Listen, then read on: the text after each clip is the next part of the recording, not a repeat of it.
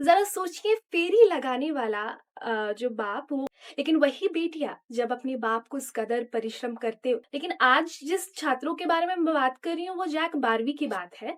उस कॉलेज की टॉपर बनी है। उसका 90% आया है।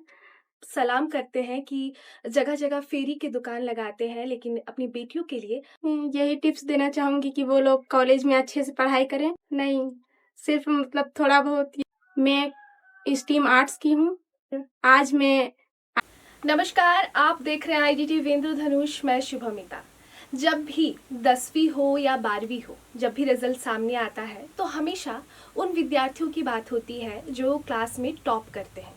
लेकिन उनके पीछे जो त्याग करने वाले जो माता पिता रहते हैं, उनके साथ परिश्रम करने वाले जो माता पिता रहते हैं, उनकी भी जिक्र होती है लेकिन बहुत कम। आज मेरे साथ जो स्टूडियो में मौजूद हैं वो अपनी बेटियों को भी लेकर आए हैं क्योंकि उनकी बेटियां इस वर्ष जैक 12वीं में बहुत अच्छा रिजल्ट की है। लेकिन मैंने सोचा कि उनसे तो बात करेंगे ही कि उनकी स्ट्रैटेजी क्या थी, उन्हें क्या पसंद है, किस तरीके के प्रिपरेशन उन्होंने पूरे साल किया। लेकिन उससे पहले मुझे लगा कि उस पिता के बारे में बोलना बहुत ज़रूरी है जो बहुत मेहनत करते हैं अपनी बेटियों को बहुत परिश्रम जो वो करते हैं सारे साल उसमें वो बहुत मदद करते हैं। क्योंकि एक जो पिता होता है उनका मैं क्या बोलूँ कि उनका तो काम ही होता है कि बच्चों को हमेशा हेल्प करे, फिनेंशियली हो, फिजिकली हो, मेंटली हो। तो आज जो मेरे स्टूडियो में मौजूद है उनका नाम है मोहम्मद गुफरान। मैंने जब उनसे पूछा कि आप क्या करते हैं तो उन्होंने कहा कि मैं फेरी लगाता हूँ। ज़रा सोचिए फेरी लगाने वाला जो बाप वो तो काम कोई भी काम छोटा या बड़ा नहीं होता, लेकिन फेरी लगाने वाला जो बाप वो सपने देखता है कि मेरी बेटियाँ अच्छे से पढ़ाई करें।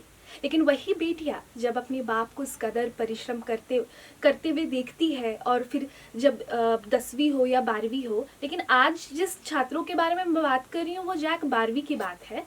तो उन्होंने इतनी मेहनत की, अपनी पिताजी की जो परिश्रम है उसकी तो मतलब रंग जो जिस कदर वो लाई हैं अपनी मेहनत के ज़रिए, तो उस पिता को तो सलाम करते हैं कि जगह जगह फेरी की दुकान लगाते हैं लेकिन अपनी बेटियों के लिए बड़े सपने देखते हैं। मेरा नाम नासरीन परवीन है। मैं प्रेमचंद महतो इंटर कॉलेज में पढ़ती थी। मेरा क्लास 12 में इंटर में मेरा 90.2% आया है। मैं स्ट्रीम आर्ट्स की हूँ। आज मैं आईडीटीवी इंद्रधनुष में इंटरव्यू के लिए आई हूँ। नासरीन, आप बताइए कि जिस तरीके से प्रिपरेशन बच्चे करते हैं, आप अपने कॉलेज में टॉपर हैं, तो किस तरीके की स्ट्रैटेजी को आपने अपनाया? क्लास में जो भी पढ़ाई होता था उसको ध्यान से सुनती थी। उसके बाद फिर घर जाके थोड़ा बहुत रिवीजन करती थी और फिर टेस्ट सब देती थी। आपने जो प्रिपेयर किया वो ट्यूशन के साथ आप पढ़ाई नहीं। करती थी, सेल्फ स्टडी था? Yes ma'am. और जैसे आप मैंने सुना आपके पिताजी बता रहे थे कि आप घर में जो अपनी बहन, आपकी वो जो क्लासमेट भी है, आपकी खुद की बहन आपकी क्लासमेट है, आप दोनों में बड़ा कंपटीशन है, तो ये घर का कंपटीशन आपको कितना हेल्प करता था ताकि बहुत हेल्प। तो ये लड़ाइयाँ सिर्फ पढ़ाई में होती है या निजी जीवन में भी आप लोग कर लेते हैं? पढ़ाई में सिर्फ। और इस जो आज जो आप अपनी इंटर कॉलेज में टॉपर बनी है, आर्ट्स स्ट्रीम से हैं आप, इसका श्रेय आप किसे देना चाहते हैं? इसे पहले गार्जियन को, पेरेंट्स को और उसके बाद फिर टीचर्स को। कैसा स्कूल का माहौल था? सपोर्ट्स कैसे होते, मतलब कैसे मिलते थे आपको कि जैसे होते हैं ना क्लास में ही टीचर इतने अच्छे हो जाते हैं कि घर में जाके बहुत ज़्यादा मेहनत करने की ज़रूरत नहीं पड़ती, बस थोड़ा टचअप करे, सेल्फ स्टडी करे, थोड़ा बहुत करने से हो जाता था। और इसकी पढ़ाई के अलावा आपको किस चीज़ में इंटरेस्ट है? हम खाना बनाते हैं थोड़ा बहुत। अरे खाना तो एक अच्छा स्किल होता है। तो बनाने में अच्छा लगता है। क्यों ड्राइंग, फिर सिंगिंग, शायरी, ये सब का शौक नहीं है? नहीं, सिर्फ मतलब थोड़ा बहुत ये पेंटिंग ये सब करते हैं। पेंटिंग वगैरह करती हैं। जी बहुत बहुत धन्यवाद आपका नासरीन, आप हमारे स्टूडियो में आई, आप अपनी स्ट्रैटेजी को साझा की। लेकिन हाँ, आपको जाने से पहले एक क्वेश्चन मेरा और है कि इस वर्ष जो बच्चे जैक 12वीं में अपियर करने वाले हैं उनके लिए आप क्या टिप्स देना चाहती हैं? यही टिप्स देना चाहूँगी कि वो लोग कॉलेज में अच्छे से पढ़ाई करें और घर जाके थोड़ा बहुत रिवीजन करें। बहुत ज़रूरी है रिवीजन करना। मेरा नाम नाजरीन परवीन है। मैं ट्वेल्थ क्लास की स्टूडेंट थी। इस साल मेरा एग्ज़ाम हुआ, उसमें मेरा 83% आया, जिसमें मेरी बहन उस कॉलेज की टॉपर बनी है, उसका 90% आया है।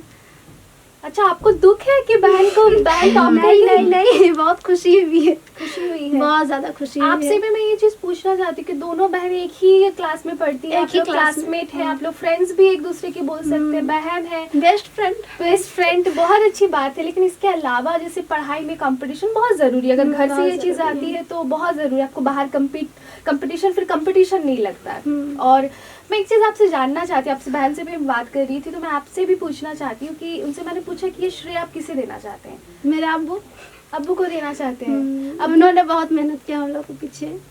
एक शुरू से मतलब बचपन से हम लोग का घर का स्थिति थोड़ा सा, हम लोग वही मिडिल क्लास से है, तो बस। अब्बू करते क्या है उस पर अगर आप थोड़ा बोले? हमने तो दर्शकों को बताया, लेकिन अब्बू इतनी मेहनत करते हैं आप दोनों के पीछे, और मतलब चाहते हैं उनकी भी तो मेहनत है, परिश्रम है, जो आज आप लोग इस कदर इस जगह पे आप लोग आए हैं। वही मेरे अब्बू कपड़ा का बिजनेस करते हैं, दुकान लगाते हैं बाजार में। आगे जाके जैसे मैंने आपसे भी पूछना है कि आप दोनों आगे जाके क्या बनना चाहती हैं? मेरा तो था, सोचे थे कि मेहंदी आर्टिस्ट बनेंगे हम। मेहंदी आर्टिस्ट बनेंगी। आर्टिस्ट? और आप? हम टीचर का सोचे। टीचर का सोचे क्यों है? इसको मुकम्मल करना है कि नहीं? जो चीज़ अच्छा लगता है उस पे करना है वो चीज़ों को। पढ़ाई ज़रूरी है, आप लोग इतने ब्राइट स्टूडेंट हैं, क्लास में टॉप करती, compete करती हैं आप लोग, तो जो भी बनना चाहती हैं आप लोग जीवन में बने, क्योंकि आपके अब्बू बहुत मेहनत करते हैं आप दोनों के पीछे, है कि नहीं? बहुत बहुत धन्यवाद इन दोनों बहनों को कि वो हमारे स्टूडियो में आई और अपने जो भी इनकी जर्नी रही वो साझा की हमसे, अपने अब्बू को श्रेय दे रही है, टीचर्स को श्रेय दे रही है, स्कूल को श्रेय दे रही है, प्रिंसिपल को श्रेय दे रही है। बहुत बहुत धन्यवाद आप दोनों का। Thank you.